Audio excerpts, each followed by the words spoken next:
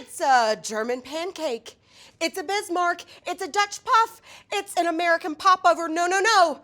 It's a cranberry Dutch baby. That's what we're making today. This is the perfect recipe for you post-Thanksgiving because we are gonna use cranberry sauce. We're gonna make a homemade cranberry sauce right now, but this is a no shade to our ye old Ocean Spray cranberry sauce. I mean, this guy right here is a classic. So if you don't wanna make cranberry sauce, you do you, boo. Let's jump right in, shall we? 12 ounces of fresh cranberries. Smart cookie, fact of the day. Cranberries are a native fruit to the US.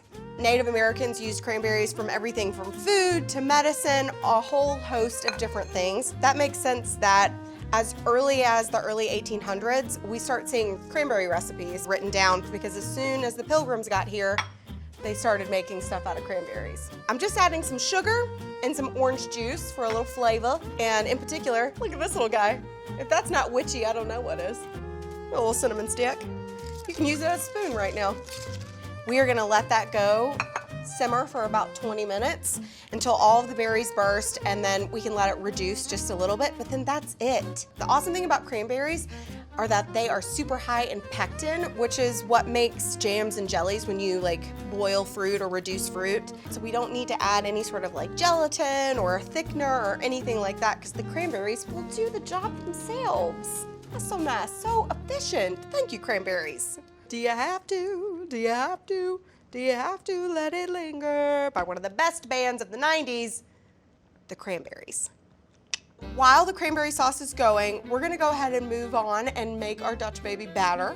A Dutch baby is essentially like a crepe and a pancake had a baby. That's what we're making. Pull out your handy dandy blender, and then we're just gonna use some all-purpose flour.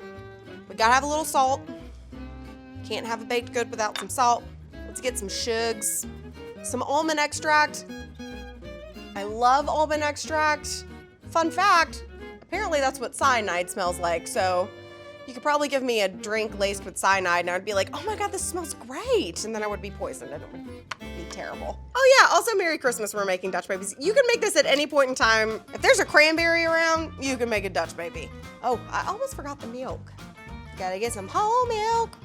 I'm not gonna talk for a second because Zoe taught me better. Gotta turn it on first. Ah! So our batter is ready.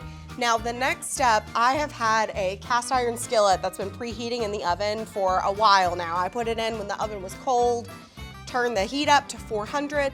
We want it to be hot when this batter goes in. Woo, that's hot. Hachi machi. Put some butter on it. Yeah.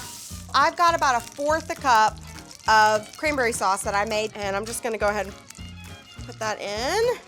Oh yeah, more sizzles. I'm gonna go ahead and give this guy a stir. Mix it up. Let's pour in our batter.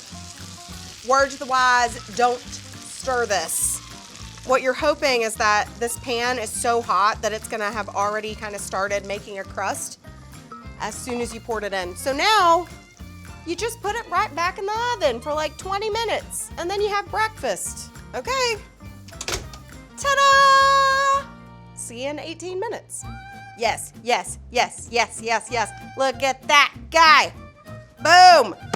Like we got kind of the best of both worlds going on, right? Like we got some crispiness, we got some pudding, kind of some pudding in here, a little chewy. We got air bubbles, we got cranberry sauce. The final element. We didn't actually go through the recipe because it's pretty easy, but this is a Chinese 5-spice butter with some, shout out to Kerrygold butter, some fine sugar, some castor sugar, and then some 5-spice. We're just gonna put a little bit right here on our Dutch baby. Let's top it off with some maple syrup, shall we? Oh yeah. Here's why I love a Dutch baby. It is truly like the best of both worlds. Like it's everything you want in a texture because you're gonna get like crispy crust situation, but then you're also gonna get like ooey gooey kind of custardy in the center. It's so good. Let's take a bite. Yes, buttery, maple syrupy, cranberry-y, pancake-like.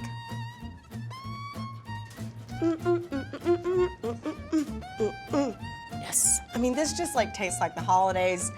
It's so good.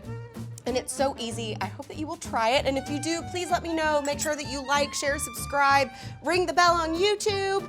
Let me know how it goes for you. And happy holidays, everyone. Gonna eat some more out of this casserole dish. It's a 9-inch pancake just for me.